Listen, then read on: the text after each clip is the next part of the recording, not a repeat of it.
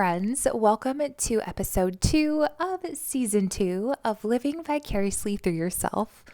As a reminder, if you're joining me in your ears today, I'm also on YouTube for this episode.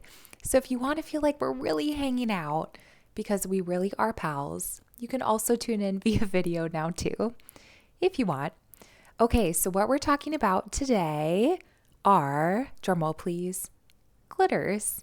TikTok made them famous, but even if that's not what's been on your feed, it's been around for a while. We all have triggers or things that put us in fight or flight mode or cause us to ruminate on some of our worst experiences. But today we're going to talk about their opposite, glimmers. Cute name, right? Glimmers are things that trigger or maybe cue us to feel joy and happiness and hope.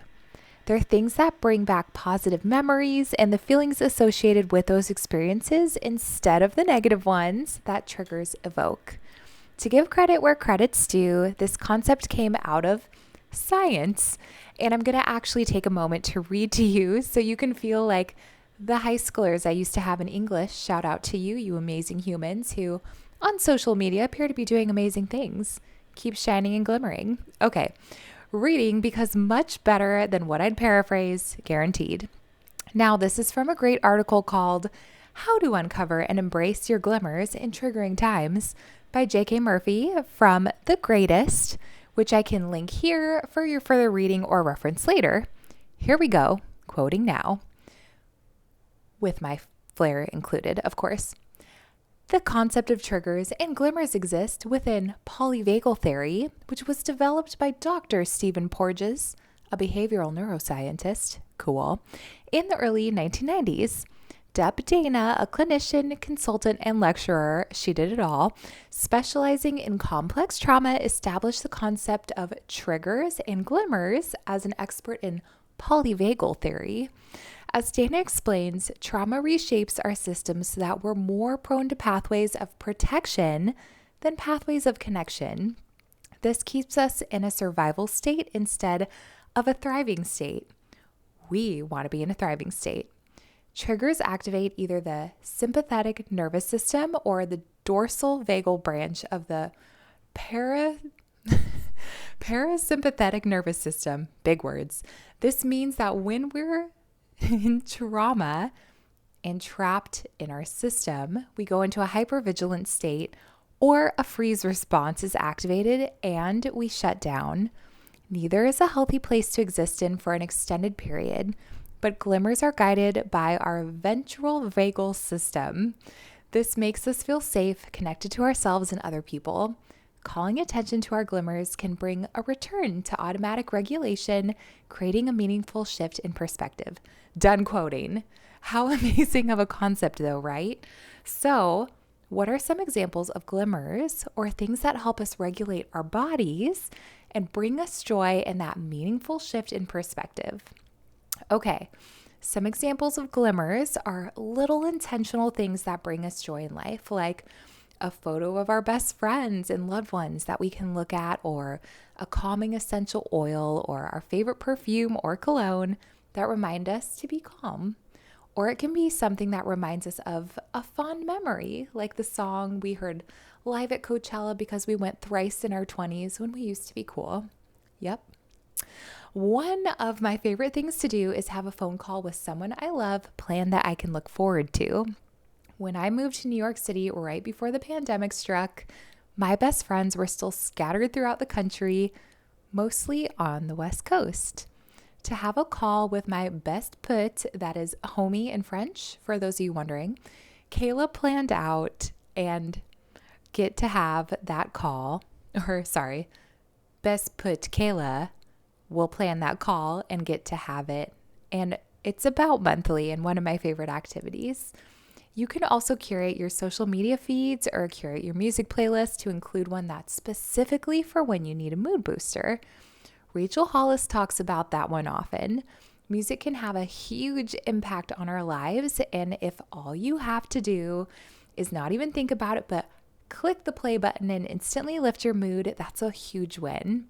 When it comes to social media feeds, there are often people you follow who are your friends from I don't know, college, childhood, but maybe you mute their social feeds if you don't love what you see or unfollow them. Another recommendation I have is to have a second Instagram if you already have one. Too much work, Julie, I know. If not, feel free to apply this to your social media of choice. And this may be weird, but only follow accounts that are uplifting or bring you joy or make you laugh on your second feed. You can do that in general with your normal account too, but it can be helpful. We can also take a walk in nature or put on that essential oil or put it in your essential oil thing. Diffuser. I had one and used it like once. Yep, winning streak over here. But you get the idea, right? You can go on a walk and surround yourself with beautiful things in nature. I also love what I'd call a talisman.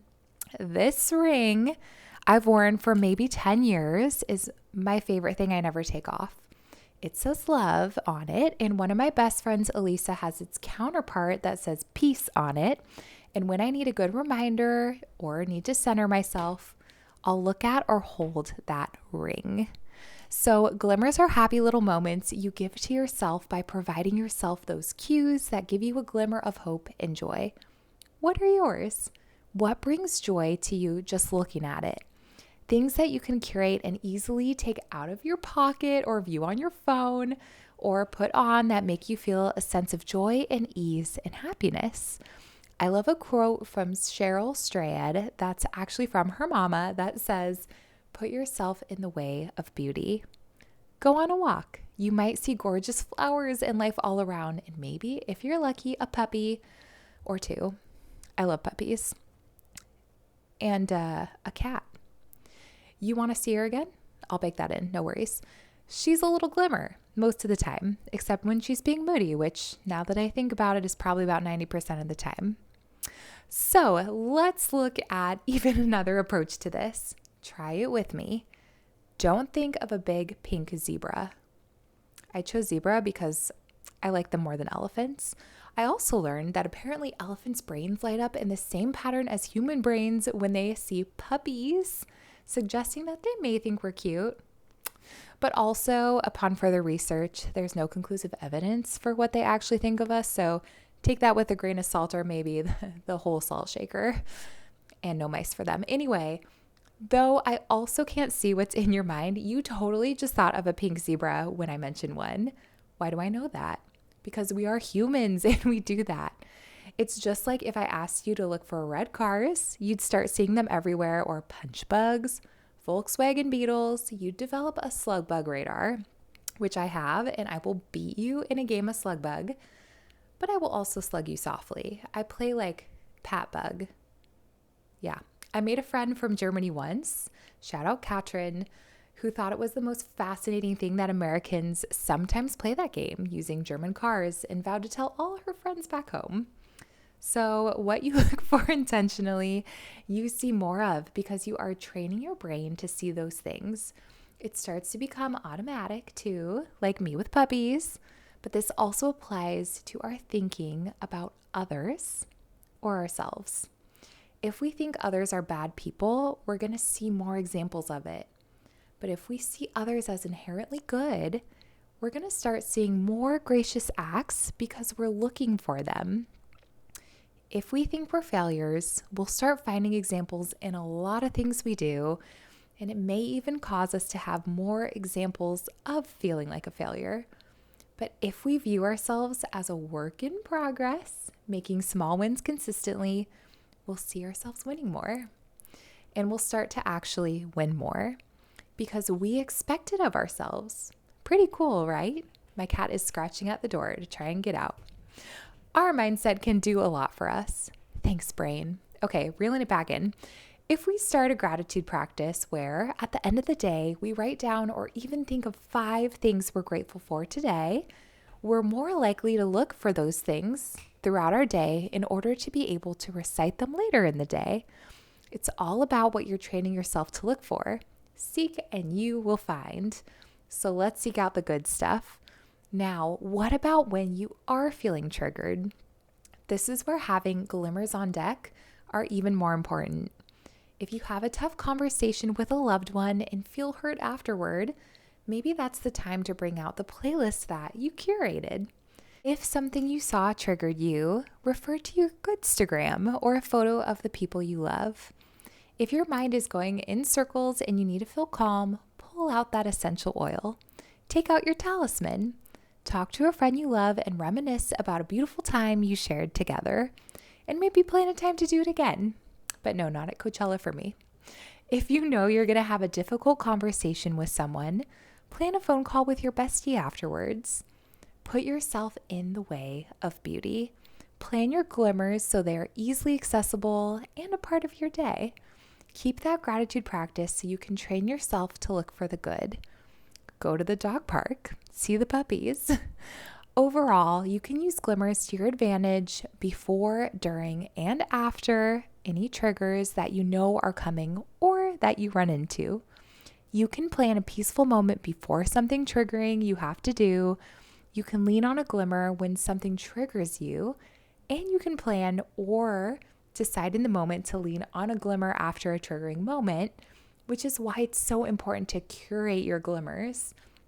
So, what are those glimmers for you? Can you rearrange a playlist right now or a favorites tab on the gram for whenever you need to use it? Do you have a bestie on speed dial or a picture of a favorite vacation with them on hand? How do you set yourself up for success? Interestingly enough, in my reading of Atomic Habits by James Clear, he mentions that people who maintain their habits well and don't backslide as much aren't necessarily emotionally stronger than those who do. Interesting. It's just that they happen to be better at planning their way around those triggers. They put themselves in the way of beauty, make it easier for themselves to make better decisions by not putting themselves in the way of temptation, so to speak. We can curate our days to include glimmers and have them on hand when we need them for those inevitable moments they appear out of thin air, as they seem to do.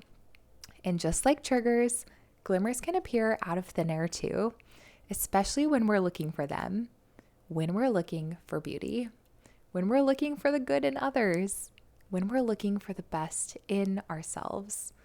Are you looking for the best in yourself today? What type of internal thoughts have you had recently? Our brains are so many years old. Mine's 31, but it's also many, many years older. From the moment of creation of not I, but humankind, our brains have set us up for success in order to avoid harm. And in doing so, sometimes can set us up for failure in exploring new things or pursuing our dreams. If we know that about ourselves and our brains, we can use that to our advantage to retrain our brains. Remind them that there's no T-Rex with a big head and little arms chasing us right now. And when we take that scary leap of faith to take a step forward, the life of our dreams, and toward what we want, like writing the script for your first podcast episode, putting on the shoes to go to the gym, which are fly because you picked great color shoes that match your tank top. Yes. Or asking that person out. So scary. But imagine what's on the other side of scary. Life-changing things in a good way, right? Even if we fall flat on our faces on the treadmill, even if the person we ask out says, sorry, I'm married with 5 children, even if our first podcast episode isn't listened to by thousands, okay, keep adjusting, keep getting even better. Your favorite athlete, podcaster, couple, etc., they all started from scratch and kept getting better with time, like fine wine. Use your glimmers to support yourself. When you feel triggered by fear of failure or fear of success even, use your glimmers. Put yourself in the way of beauty. Try it out, and that's how you get momentum. An object in motion stays in motion. More science. But you've got to start somewhere. Is there a trigger preventing you from taking the next step toward your dream today? What is it? How can you plan a glimmer into it before, during, and after the thing? I full on slid into a DM the other day and I was mortified. My finger was doing like this hovercraft situation over the key. I survived, almost fainted, but I'm here to tell a story today. I had best friends on deck and a walk with a friend and a beautiful day hours afterward planned. So I took a baby step forward. And what baby step can you take forward today? And what glimmers can you use to your advantage no matter how that baby step goes? The advantages of watching on video. Think about it now. What's the thing you're going to do? What joys can you plan around doing the thing to get you pumped before, be there for you during the moment, and celebrate you doing it after, no matter what the result was? You did it. That's the result that matters. And if other great things come from it, great. But you'll have glimmers to experience either way. And you'll have gained momentum to keep going, keep trying, keep pursuing the things you want in your life. And in doing so, showing others it's possible for them too. Okay, right now, can you think of 5 things you're grateful for today already? Whether you just woke up and the coffee is calling your name, or it's nighttime and the crickets are singing, I don't know. But can you list 5 things in your day you're grateful for already? I'll try while you think. It's Easter when I'm recording this. My whole faith is based on Easter, so we love it. 2, I got to walk in the most beautiful weather this morning. 3, everything's blooming and it's incredible. 4, I saw a few puppies on that walk. And 5, I'm grateful that even though I live many miles from my close friends, one of them is visiting this week and it has been a joy to spend time with her. Okay, your turn. What are you grateful for? Your 5 things. Can those things point to potential glimmers for you to build into your life, into your day, into your routine, to put in your back pocket for a rainy day or a triggering moment? Let's keep this up, yeah? An attitude of gratitude. Seeking out the things that bring us joy and looking for more every day throughout our days. Using glimmers to counteract our triggers. Let's do it together. All right, after this, you should totally go listen to that joyful playlist or curate it or take a walk in the park or call your bestie or look through your faves on the gram or whatever you use and have the best day. I hope you joined me in a couple weeks on Tuesday for another episode launch. If you want to hang in the meantime, I have some options for you. This podcast has an Instagram page at Vicarious Podcast, and I have one too at Julie Bethany. And if you have a topic request, you can submit it on the homepage at juliebethany.com. And if you want to spend more time together, I have an entire season 1 that's entirely via podcast, but you're welcome to listen to that too. I'll see you in a couple weeks. And in the meantime, go and make me proud. But most importantly, go and make yourself proud. Baby steps are progress. Okay, bye. My person was just like climbing up a mountain. They don't look like baby steps then, huh? But look, you could be at the top of the mountain. No. She is so over the moon happy because I keep waking her up from her naps to come say hi to you all. Yes. How was your nap? Want to say hi? Closer. Yes. Hello. I'm a pretty kitty. And a glimmer. Most of the time. Yes. Yeah, that's her saying hi. Okay, bye.